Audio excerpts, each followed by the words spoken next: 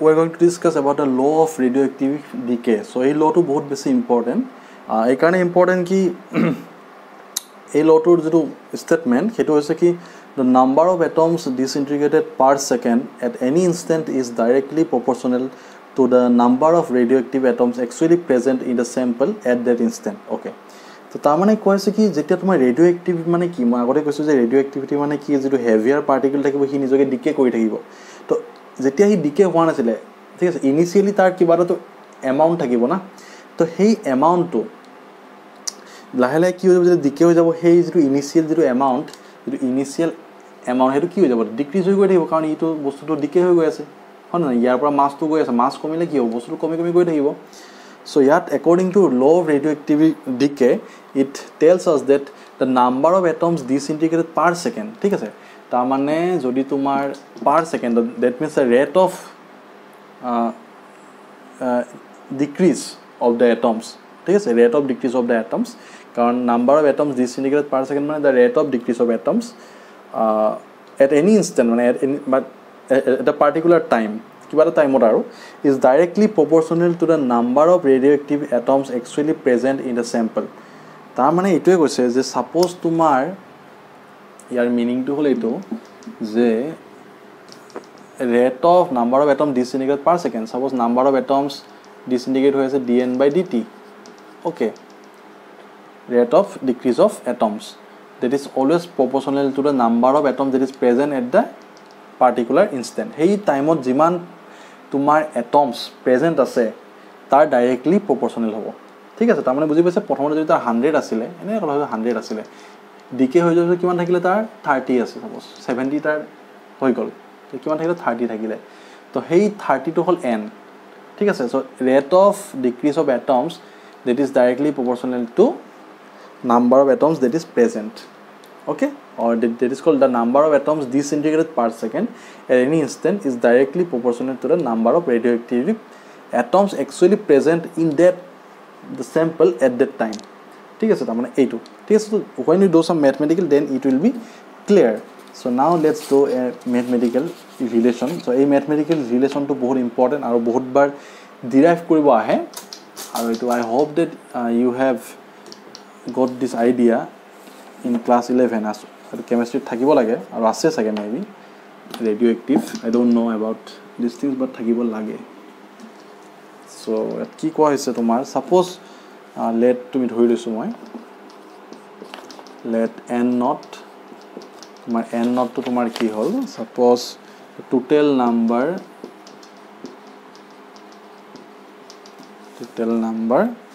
of atoms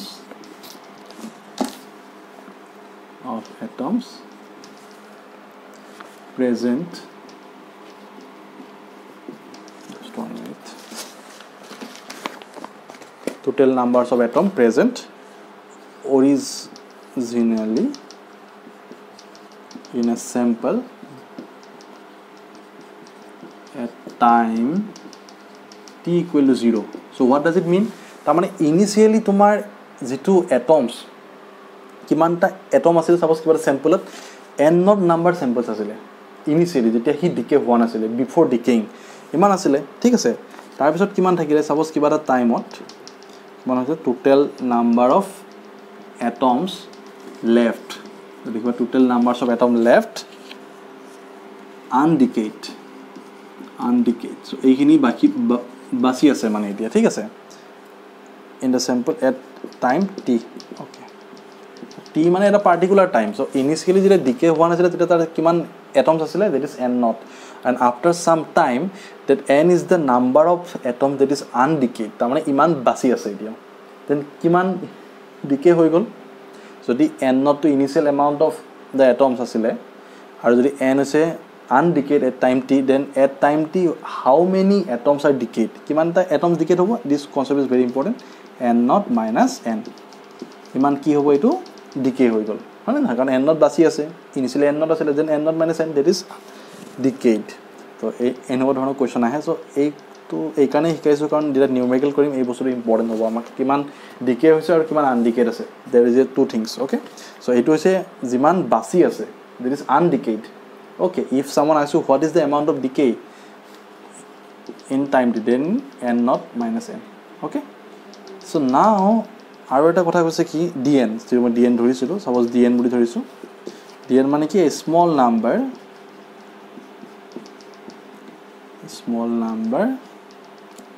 of atoms that disintegrate means decay, that disintegrate, okay, in a small interval dt, তাৰ মানে এটা particular time interval কিমান decay হৈছে, that is dn, ঠিক আছে, dn decay হৈছে, দেখা পাইছা এইটো dn তোমাৰ decay হৈছে এটা particular time dt, okay. So rate of disintegration কিমান হ'ব তেন্তে, this is the dn is the small number of atoms that is disintegrated in a small time interval dt, and n naught is the initial amount of atoms before decaying, and n is the amount of atoms that is undecayed after time t, or at time t, ঠিক আছে। তো কিমান তোমাৰ disintegrate হ'ব তেন্তে, rate of disintegration কিমান হ'ব, তো হ'ব তোমাৰ লিখি লোৱা rate of disintegration of the element কিমান হ'ব, r বুলি ধৰে এইটো, minus dn by dt. So why I have given the minus sign? So dn by dt is a rate of disintegration, but I have put a minus sign here. So minus sign indicates that the minus sign মানে কি, যেটো atoms সেটো কি হৈছে তাৰ amount to কমি গৈ আছে, ঠিক আছে। তো মানে indicates that the number of atoms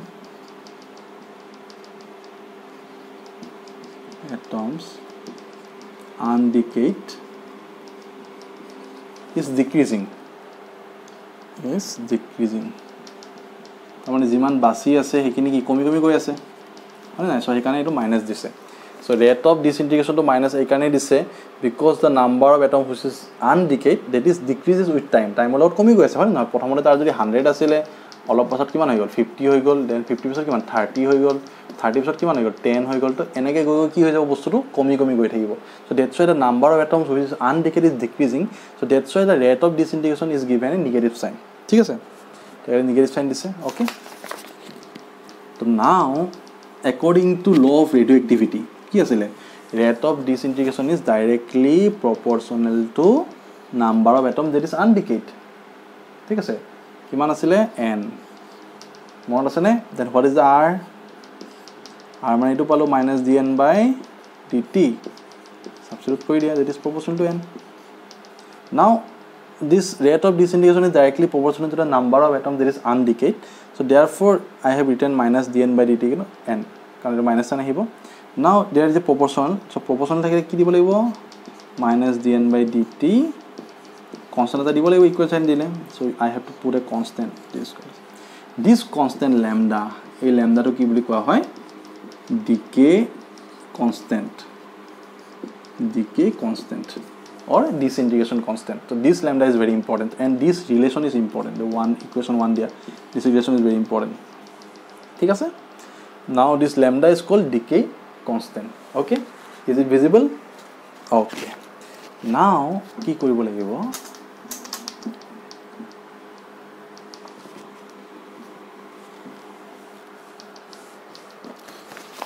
এটা তো হৈ গ'ল। এতিয়া আমাৰ এই ইকুৱেশ্যনটো অলপ ভালকৈ লিখো আমি, dn by n লিখিব পাৰি নেকি, ইয়াত কি দিটো মই লেমডা dt দিটো, পাৰি লিখিব। তো এইখিনি মাইনাস সাইনটো এইফালে লৈ যাওঁ, dn by n given by minus lambda dt, okay, can we write like this? Now কি কৰিব পাৰি, you can see here if we integrate both side, এটা আমি কি কৰো ইন্টিগ্ৰেট কৰি দিও এইটো dn by n, so we need some integration কাৰণ interval আছে ন, so lambda dt, so integration মনত আছে না তোমালোকৰ,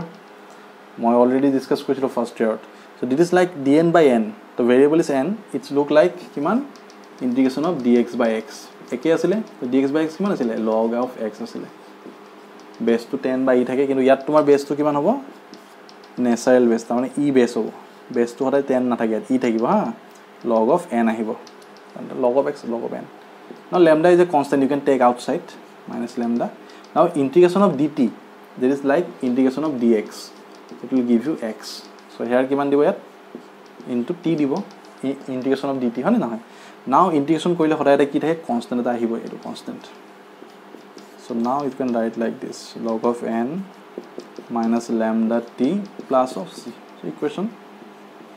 2 দিব পাৰা okay ঠিক আছে so this is the integration constant we have to find the value of this c এই ভ্যালু তো আমি উলিয়াব লাগিব now how can we calculate the value of integration constant therefore we have to put some boundary condition what is the boundary condition যেতিয়া তোমাৰ এটা কথা মনত ৰাখা যেটো আমি কৈছিলো initial amount when t equal 0 যেটা t equal 0 তাৰ মানে যেটা initially কিমান আছিল what is the amount of atoms n not আছিল তাৰ মানে n ৰ ভ্যালু কিমান হ'ব at t equal 0 n মানে কি undecayed the undecayed atoms at any instant t যেটা t equal 0 আছিল তাৰ মানে যেটা টাইম টু স্টাৰ্ট হোৱা নাছিল মানে ইনিশিয়াল decay start হোৱা নাছিল then what is the value of undecayed atoms n not n equal n not হয় নাই ইমান atom আছিল initially so therefore n equal n not now put this value here যদি put কৰো তো কি পাম মই n ৰ জায়গাত কি আহি যাব n not ঠিক আছে t2 to কিমান হৈ গল 0 হৈ গল then I will get the value of c so this is the value of c c equal to log of base e n not now put this value of c in this equation putting this value in equation 2 so putting this value in equation 2 ঠিক আছে তো কি হ'ব equation 2 যদি বহাই দিও মই এটো c ভ্যালুটো যদি বহাই দিও কিমান আহিব log of e n ঠিক আছে minus lambda t c value কিমান log of e n not okay পালো এটো আমি ঠিক আছে so now what can I do is that এই বস্তুটো ইফালে লৈ যাও মই log n minus log of e n not মানে কেনেকৈ আহিলে এটো n by n not লিখিব পাৰি না যদি ইফালে যাও this is the logarithm property of the logarithm it is minus lambda t ঠিক আছে so log of e n by n not equal to minus lambda t now n by n not equal to কিমান হ'ব যদি log e থাকে ইফালে কিমান হ'ব মই কৈ আছো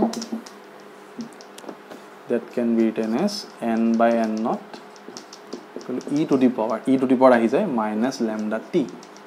okay so n is n not so this is the relation this relation is very important okay so radioactive to low charge relation to n equal to n not e to the minus lambda t so that means this is n is the undecayed atoms at any instant t and n not is the atom that is present initially so there is a exponential sum you can see there is a negative turn আছে তাৰ মানে কি exponentially কি হৈ যাব increase হ'ব নে decay হ'ব negative আছে so exponentially decay হ'ব তাৰ মানে এটো গ্ৰাফ হ'ব গ্ৰাফটো কেনেকুৱা হ'ব na কোৱা হ'ব n ৰ ভ্যালুটো ঠিক আছে তো এটো na কে তোমাৰ decay তাৰ মানে এটো লাহে লাহে লাহে কমি কমি গৈ থাকিব exponentially কমি গৈ থাকিব at t equal to infinity কিমান হ'ব you can see here this relation is very important from physics point of view you can see at t equal to 0 যেটা initial time এ যদি বহাই কিমান হ'ব e to the power 0 মানে কিমান 1 তো n equal to কিমান হ'ব n not it is correct মানে নহয় কাৰণ initially যেটা আছিল যে n equal to n not undecayed কিমান আছিল ইমানে আছিল but at t equal to infinity মানে infinity time যেটা বহুত বেছি হৈ যাব time t tends to infinity যে কিমান হ'ব n to 0 হৈ যাব you can see here e to the power minus infinity or 0 because 1 by e to the power infinity is 0 ঠিক আছে so this is the relation so that means the atoms are decaying in an exponential manner atoms bila kenege decay hoise tomar exponentially decay hoise and this relation is very important ei relation to bahut bar ahise aru yar par numericals bahut beshi ahe ঠিক আছে now let me tell you one thing what is the difference between log e so log jodi e base ot thake log e 2 ase so what is the value of log e 2 to kenege calculate koriba now you can convert this log e 2 to base 10 2.303 multiply koriba and tarot ki koriba log of 10 base 2 to log of 2 value to tumi janai hone na to hetu tumi put kori diba then you will get the log of e2 to kintu log of e2 for if you want to convert this base e to 10 here base kiman e ইয়াৰ বেছ কিমান 10 তো convert কৰিবলৈ সদায় কি multiply কৰিব লাগিব আগত you have to multiply it by 2.303 okay so this is the formula how can you convert the log of e base to 10 base so it suppose log of x বুলি ধৰো this relation is very important okay if you don't know I think all of you know if you studied this logarithmic in class 10 or somewhere so it relation both very important now let's move to the one more important thing that is called half-life I think half-life so half-life of radioactive atom okay so tar agote moi eta ei koi do half-life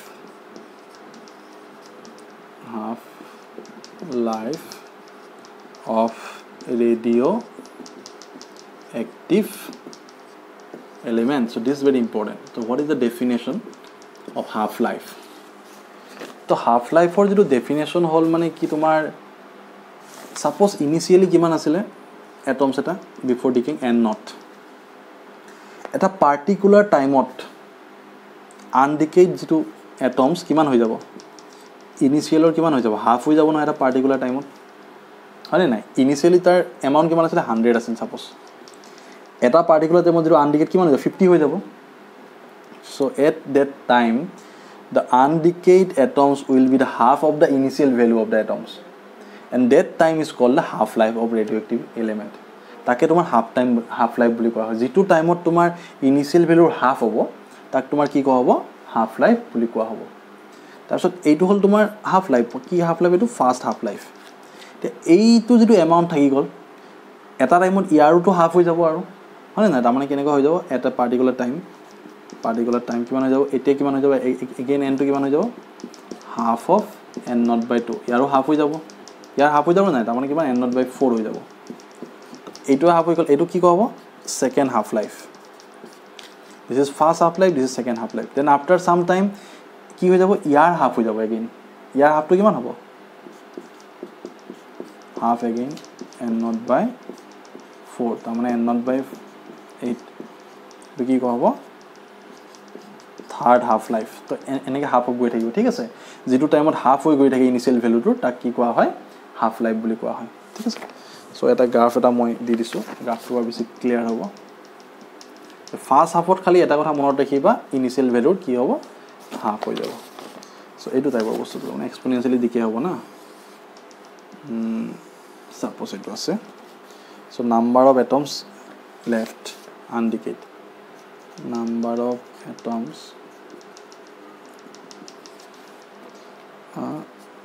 left কিমান left আছে or undecayed ঠিক আছে তো at t equal to 0 কিমান আছে তোমাৰ suppose এবাৰ লাগি থাকিব এটো n not t equal to 0 এটো তোমাৰ n or কৈ আছো মই আৰু এটো t ঠিক আছে t equal to 0 এটো সাপোজ তোমাৰ half life first half life ত কিমান হৈ গলি n not by 2 আহি গল ঠিক আছে ইয়াক কি half life বুলি কয় ফাৰ্স্ট হাফ লাইফ তো তাক তুমি টি বুলি ধৰিব পাৰা ক্যাপিটাল টি বুলি ধৰে কিছুমান স্মল টি হাফ বুলি ধৰে ঠিক আছে ক্যাপিটাল টি তাৰপিছত সেকেন্ড হাফ লাইফত কি হ'ব ইয়াৰ আধা হৈ যাব কি বুলি কোৱা হ'ব twice T second half life তো কিমান হৈ যায় n not by 4 আহি যাব দেন আকৌ অলপ পাছত কিমান হৈ যাব ই third half life n not by কিমান হৈ যাব 8 আহি যাব ঠিক আছে আৰু এনেকৈ কমি গৈ থাকিব ই fourth half life 40 suppose that kiman hoy goli n not by 16 okay so this is the y-axis represent the number of atoms that is left and x-axis represent the time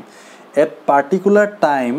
the number of atom that is left is the half of the initial atom that is called the first half life then after some time again it will be half of this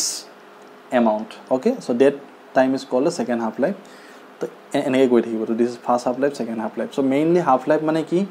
যেটো টাইমত তাৰ initial ভ্যালুৰ half হৈ যায় তাৰপিছত এইটো ভ্যালুৰ যেটো টাইমত half হ'ব হেতুক সেকেন্ড হাফ লাইফ এইটো ভ্যালুৰ যেটো টাইমত হাফ হ'ব হেতুক থাৰ্ড হাফ লাইফ পাব okay so this is the concept of the half life now let's express the mathematical expression that deduce the expression so now one thing is very important এতিয়া কথাটো হৈছে কি at half life মানে কি suppose এটা particular time তোমাৰ ধৰা হৈছে t হাফ লাইফটো কি বুলি কিছুমানে কেপিটেল টি বুলি ধৰে আৰু কিছুমানে কি ধৰে টি হাফ বুলি ধৰে ঠিক আছে এটো মই ব্ৰেকেটত সেইকাৰণে লিখিছো এটো তোমাৰ ইম্পৰ্টেন্ট নহয় বাট কিছুমানে লিখে অৰ বুলি লিখিব পাৰো মই অৰ বুলি লিখি দিছো টি হাফ তাৰ মানে যেটো টাইমত এইটো টাইমত suppose at this time the amount which is left is always half of the initial amount এই টাইমটো তোমাৰ n কিমান হৈ গল n0/2 হৈ গল that is called fast half life okay so এখানে এইটো টাইমত এই টাইমটো কিমান ক্যাপিটাল টি ভৰি দিছো so that means this time is called the half life this time is called half life of radioactive atom or radioactive element okay so at that time the amount which is left is half of that original amount that is present at t equal to 0 so n equal to kiman n0/2 hobo obviously kiman left ase n to kiman n0/2 hoy gol kuntu time hoy gol eitu time t equal to kiman asile capital t mean half life or t half ho likhi kisu mane now ami relation to ki jano we know that n equal to kiman n0 e to the power minus lambda t eto ami paiso ei matro ঠিক আছে তো আমি ইয়াত substitute কৰি দিও n কিমান হৈ গল কেতিয়া n কিমান হ'ব n0/2 হ'ব when n will become n0/2 এটো n নলে থাকিব কেতিয়া হ'ব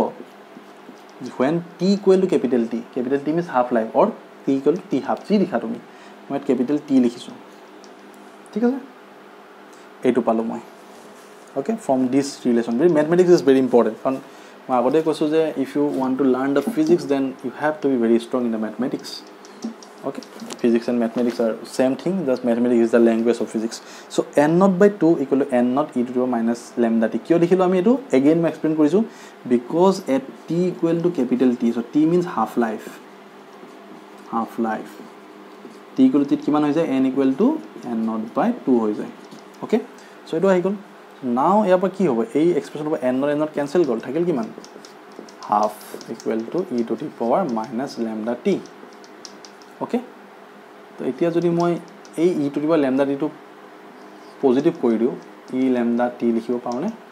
এটা কি হৈ যাব পজিটিভ কৰিলে পাৱাৰটো খৰা এটো কি উল্টা হৈ যায় 2 আহি যাব okay so now this lambda t can be written as এটো e to এফালে গলে কি হৈ যাব log of e আহি যায়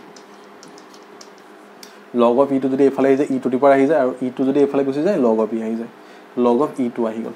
okay so now ইয়াৰ পৰা কি ক'ব পাৰি what is the expression of half life t equal to কিমান half life ৰ expression কিমান হল log of e2 by lambda e2 log of e2 by lambda this is the expression of half life আৰু কিছু মানে কি লিখে capital t জাগাত কি লিখে half life ৰ expression t half লিখে t half equal to same thing মই কৈছো যেটো তুমি লিখিব পাৰা it's your choice you can choose anything or you can write anything but the main thing is that this formula has to be same ya tumi 3 likhibo nwara so log of e2 by lambda now what is the value of log of e2 log of e2 ma already কৈছিলো কেনে calculate কৰে 2.303 multiplied by log of base 10 to etu janu ami yar value to divided by lambda so log of 2 value kiman base 10 or sabasun then you multiply by 203 etu kiman paba 0.6938 by lambda okay so this is the value of half life okay so this is the expression of half life if you know the value of disintegrating constant or enage likhe ketia capital T likhe 0.693 by lambda okay half life so that means if you know the value of disintegrating constant or decay constant then you can calculate the value of half life aru jodi half life or value to tumi jana that